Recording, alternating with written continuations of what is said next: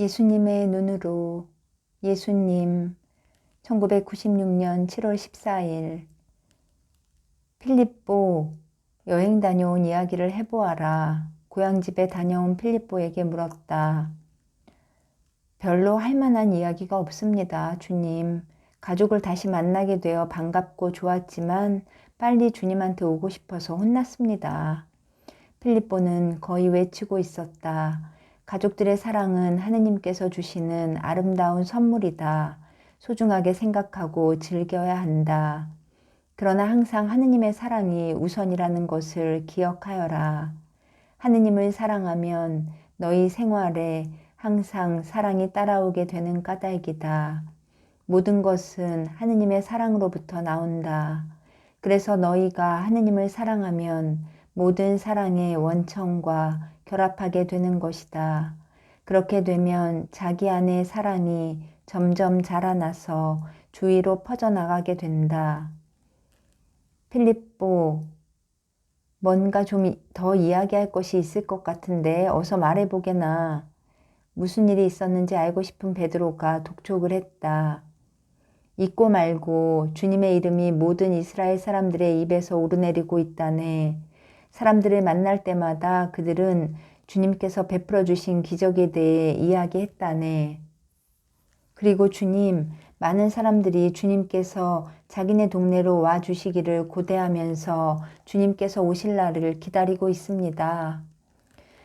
모든 사람들이 내가 올 날을 기다리고 내가 찾아갔을 때 나를 반겨주기만 해도 이 세상의 악은 사라질 것이다 하면서 나는 한숨을 쉬었다. 하지만 주님, 조심하셔야 합니다. 회당에 있는 많은 사람들이 주님을 질투하고 있다고 합니다. 그들은 주님을 해치려 하고 있고 자기 동네에 주님께서 오지 않기를 바란다고 합니다. 필립보가 경고하는 투로 말했다. 필립보야, 하느님께서 우리와 함께 계시고 하느님의 뜻이 우리에게 이루어지실 때까지는 아무도 우리를 막지 못할 것이다. 그렇지만 주님은 조심하셔야 합니다. 그렇지 않으면 그들이 주님을 죽일 것입니다. 필립보는 내가 얼마나 위험한 상태에 놓여 있다는 것을 잘 모른다고 생각하고 간청하듯 말했다. 생명은 아버지한테서 나오는 것이고 그 생명이 이 세상을 떠날 때에는 아버지께서 원하시는 시각에 생명을 거두어 가시는 것이다. 생명은 영원한 사랑의 시작이며 그 영원한 사랑은 죽음을 건너서 얻게 된다. 죽음은 두려울 것이 없는 것이다. 하느님을 믿는 사람들에게는 죽음이란 천국으로 들어가는 문일 뿐이다. 사람들은 죽음에 대해 잘못 오해하고 있다. 내 말에 귀를 기울이고 믿는 사람들에게 내가 그 오해를 분명히 밝혀줄 것이다. 그리하여 그들은 죽음에 대한 진리를 알게 될 것인데 믿는 자들에게 죽음이란 기쁨이며 믿지 않는 자들에게는 슬픔인 것이다.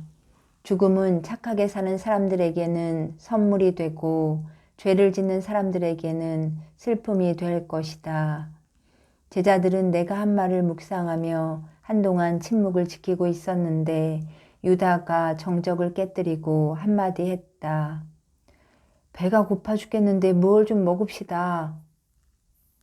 유다의 말에 나를 포함한 우리 모두가 웃음을 터뜨렸다. 유다는 우리가 왜 웃는지도 모르고 얼떨떨한 표정으로 따라 웃었다.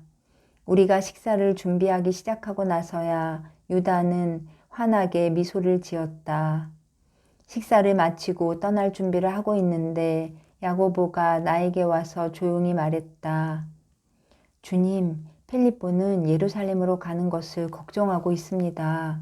며칠 동안 몸이 좋지 않았기 때문에 거기까지 갈 수 있을지 모르겠다고 걱정을 하고 있습니다. 식사도 조금밖에 못하고 있는데 어제는 필립보의 배가 부어오른 것을 보았습니다.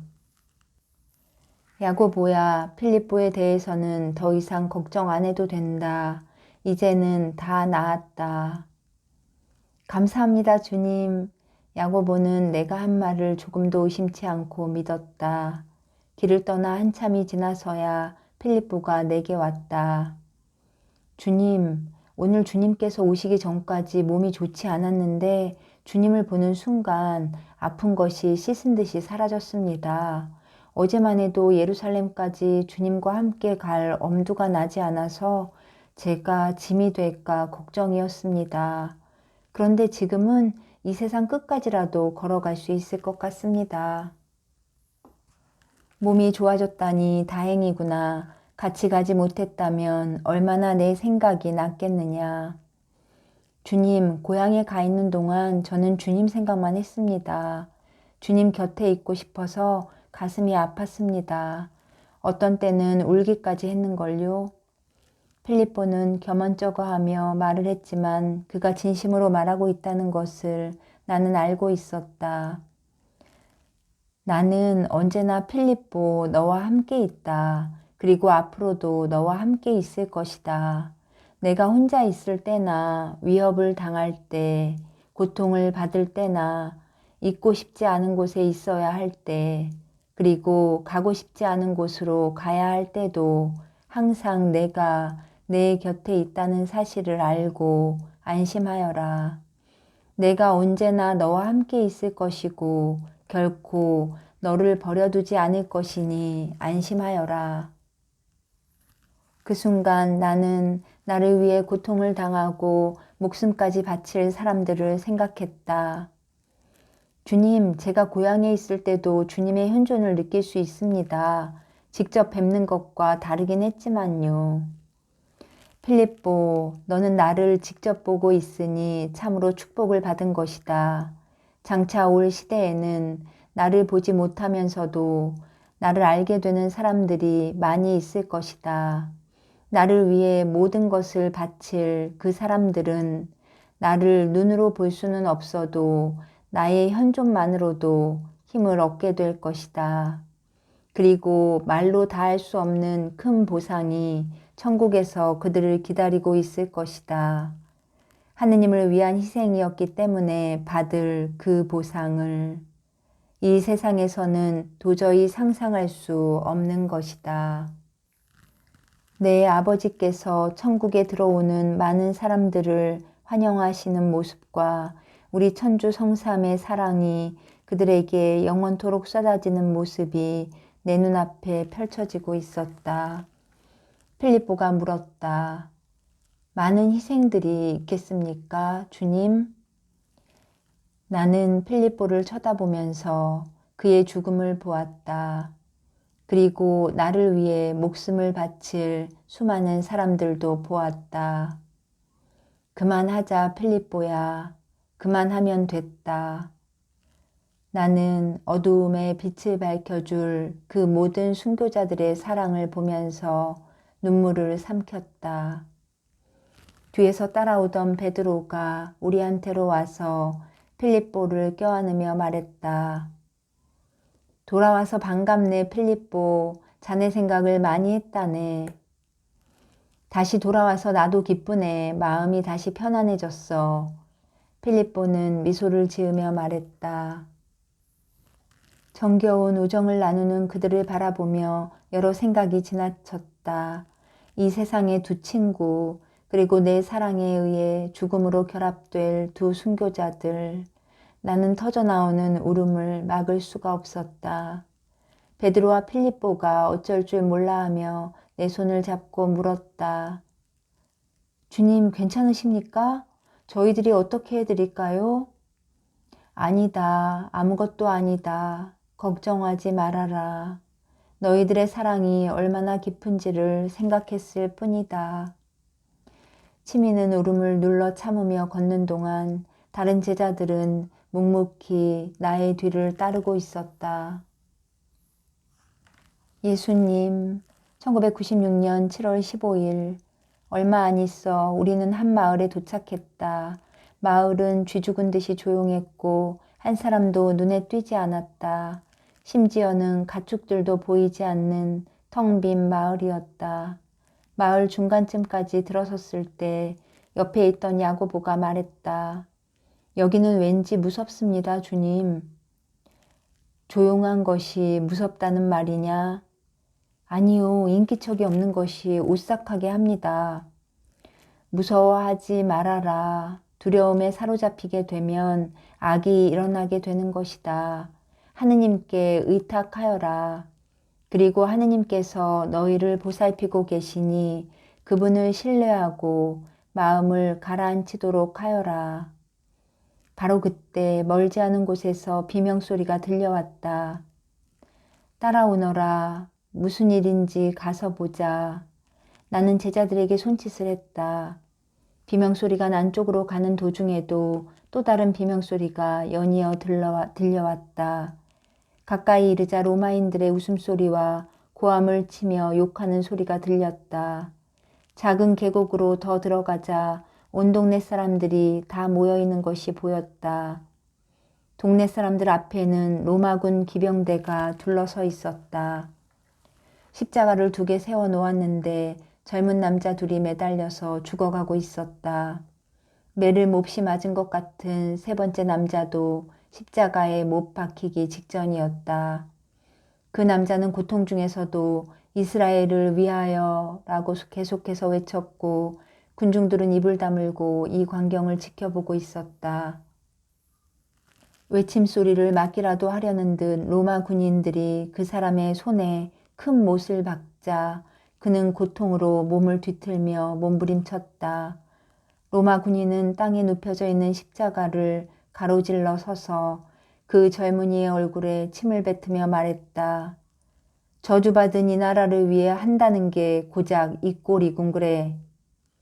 십자가가 세워지자 로마군 백부장이 앞에 서서 외쳤다.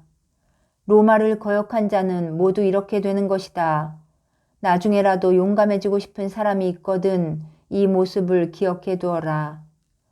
백부장은 가까운 우리에 있는 가축들을 손가락으로 가리키며 계속해서 외쳤다.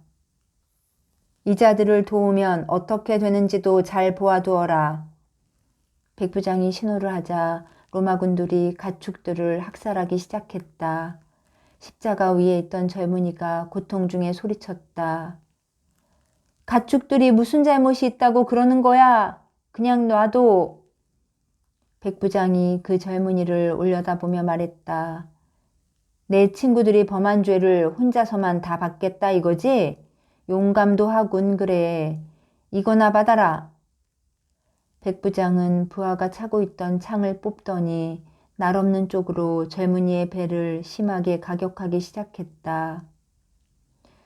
그만해요, 그만해. 한 나이 많은 여자가 울부짖으며 앞으로 달려나와 애걸하기 시작했다. 제발 더 이상 고통을 주지 마세요. 백부장은 돌아서더니 창 뒤끝으로 그녀의 얼굴을 때렸다. 이 모습을 보고 십자가에 매달린 젊은이가 소리쳤다. 어머니! 그녀는 얼굴에 피를 흘리며 의식을 잃고 쓰러졌다. 이 여자가 저놈을 낳은 매춘부구나. 백부장은 여자에게 침을 뱉으며 껄껄거렸다. 창으로 심하게 얻어맞았던 젊은이는 마지막 숨을 몰아쉬며 울부짖었다. 오 하느님, 우리 어머니를 보호해 주십시오. 하느님이라고? 하느님이란 건 없어. 오직 로마의 칼이라는 신이 있을 뿐이지. 백부장이 다시 껄껄대며 비웃자 부하들도 따라서 비웃기 시작했다. 내가 앞으로 나서려 하자 베드로가 팔을 붙잡고 애원하듯 말했다. 주님 조심하셔야 합니다. 베드로야 염려하지 말고 나를 믿어라. 나는 베드로에게 미소를 지어준 뒤 쓰러져 있는 여자 옆에 가서 무릎을 꿇고 앉았다. 이건 뭐야? 백부장이 나를 쳐다보며 호통을 쳤다. 너도 저 여편네의 아들이냐? 너도 반역자인 게로구나. 하고 나를 내리치려고 창을 높이 들어 올렸다. 나를 도우려고 베드로가 달려오는 것이 보였다. 나는 창을 내리치는 백부장의 가슴속을 들여다보았다. 그 순간 갑자기 창이 멈췄다. 창이 내게 닿기 직전이었다. 내가 말을 시작하자 백부장은 얼어붙은 듯 꼼짝을 하지 않고 듣기만 했다. 당신은 당신 어머니가 이렇게 취급당했으면 좋겠소. 노인을 때리는 것은 겁쟁이나 할 짓이지 용감한 사람이 할 일은 못 돼요. 밤마다 당신 아버지가 어머니를 얼마나 때렸는지 생각해 보시오. 어머니가 고통으로 신음하는 것을 보면서 아버지가 얼마나 웃어댔는지 생각해 보시오. 어머니를 그렇게 괴롭히는 아버지를 당신이 얼마나 죽이고 싶었는지도 생각해 보시오. 그런데 이제는 당신이 똑같은 짓을 하고 있소.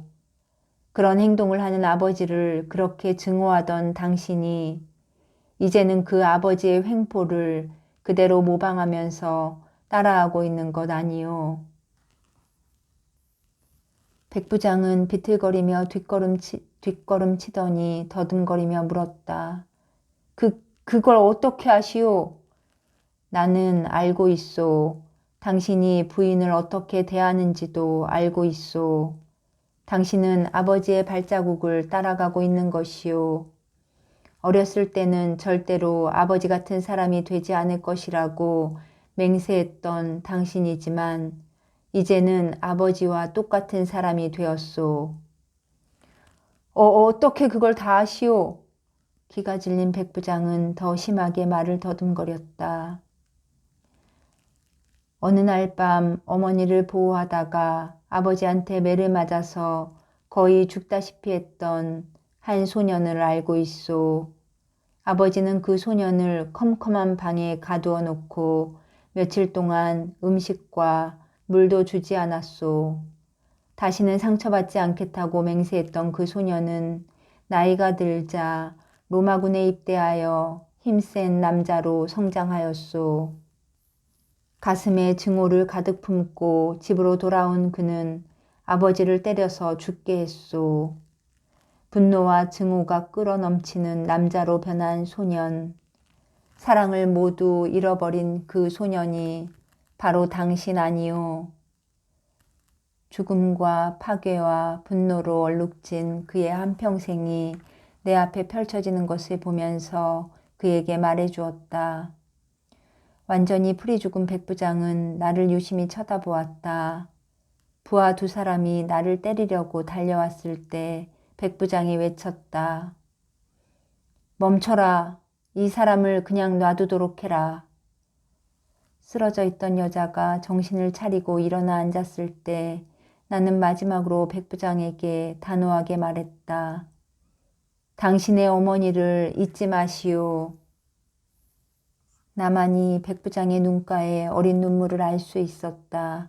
그는 얼른 눈을 비비고는 부하들에게 명령을 내렸다. 자, 다들 무기를 챙겨라. 이곳을 떠나야겠다. 그는 나를 돌아다보고 작게 속삭였다. 언젠가 다시 만날 수 있기를 바라오.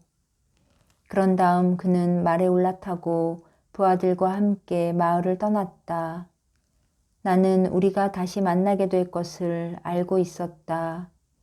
내 머리에 씌울 가시관을 그의 손 안에서 보았기 때문이다. 마을 사람들이 십자가 위에 달린 사람들을 내렸으나 때가 너무 늦은 뒤였기 때문에 세 사람 모두 죽어 있었다. 그 나이든 여자는 죽은 아들의 이름을 부르며 통곡하고 있었다. 나는 안드레아와 요한과 함께 땅바닥에 앉아있던 베드로에게 가서 그의 이마에 난 상처를 닦아주었다. 나를 지켜주기 위해 애를 썼구나, 베드로. 주님, 저는 절대로 주님을 저버리지 않을 것입니다. 베드로가 나를 저버릴 것을 알고 있었지만 베드로가 나의 반석이 될 것이라는 것도 알고 있었다. 나는 마을 원로한테 가서 물었다. 가축들 없이 지내실 수 있겠습니까? 어려울 겁니다. 애들에게 우유를 먹일 수도 없게 됐고 밭을 갈아줄 가축이 없어졌으니 말입니다. 그래도 살아가야지요. 원로는 모든 것을 포기한 듯한 말투로 말했다. 유다야, 이리 잠깐 오너라. 네, 주님 하고 유다가 달려왔다. 이 마을 사람들이 어려움을 겪게 되어 도움이 필요하니 돈을 좀 드려야겠다. 유다는 절망적인 표정으로 나를 쳐다보았으나 항의하지는 않았다. 얼마를 드릴까요?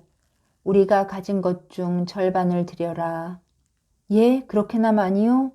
유다는 눈이 휘둥그레져서 외쳤다.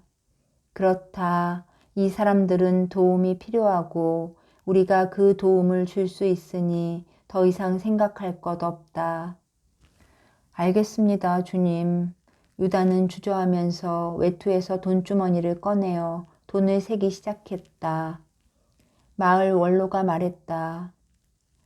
이렇게 많이 받을 수는 없습니다. 도저히 갚아드릴 수가 없을 것입니다. 갚을 필요는 없습니다.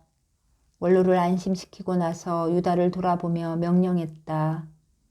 주머니 안에 있는 돈을 모두 다 드려라. 코트 안에 내가 남겨둔 그 돈이면 우린 충분하다. 마지못해 원로에게 돈을 꺼내주는 유다는 너무 어이가 없어서 이제라도 막 울음을 터뜨릴 것만 같은 모습이었다. 오늘 밤에 저희와 함께 지내주십시오, 주님. 죽은 동물들을 쳐다보며 원로가 슬프게 말했다.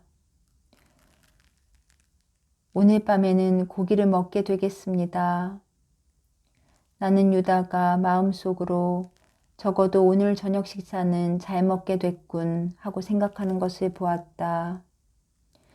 아닙니다. 죽은 가축들을 묻고 죽은 젊은이들을 애도하실 수 있도록 우리는 떠나겠습니다. 그리고 나는 낭패한 표정을 짓고 있는 유다를 돌아보며 말했다. 다들 떠날 준비를 하라고 하여라. 갈 길을 재촉해야겠다. 마을을 떠나면서 죽은 아들을 품에 안고 울고 있는 여자의 곁을 지나가게 되었다. 그 여자는 나를 올려다보며 너무나 비통하게 말했다. 얘는 착한 아이였습니다.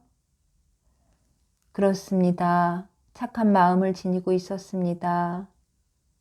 그는 마지막 순간까지 당신을 생각했습니다. 하느님께 하던 그 아이의 마지막 말을 들으셨습니까? 들었습니다. 하느님께서 아드님의 기도를 들어주셨습니다. 나를 쳐다보는 그녀의 입가에 희미한 미소가 떠올랐다. 하느님께서 제 아들의 기도를 들어주셨군요. 다음 순간 그녀는 기쁨에 넘쳐 소리쳤다. 하느님께서 내 아들의 기도를 들어주셨다. 우리는 그녀가 기쁨에 넘쳐 외쳐대는 소리를 들으며 서둘러 그곳을 떠났다. 마을을 떠나면서 나는 참담한 심정이었다. 죄악에 찬 자기 과거를 보여주어도 마음을 고칠 생각을 하지 않는 백부장 때문에 나는 가슴 아팠다. 수많은 사람들이 처음에는 악을 거부하다가도 결국에는 악의 길을 따라가는 것이 가슴 아팠다. 마귀에게 유혹당하여 죄악에 빠진 사람들이 자신의 변한 모습을 깨닫지 못하고 영적으로 눈먼 자가 되는 것이 가슴 아팠다. 백부장을 통하여 어린 시절에 학대를 당했던 많은 사람들이 어른이 되어 그들 역시 다른 사람들을 학대하는 것을 보았다.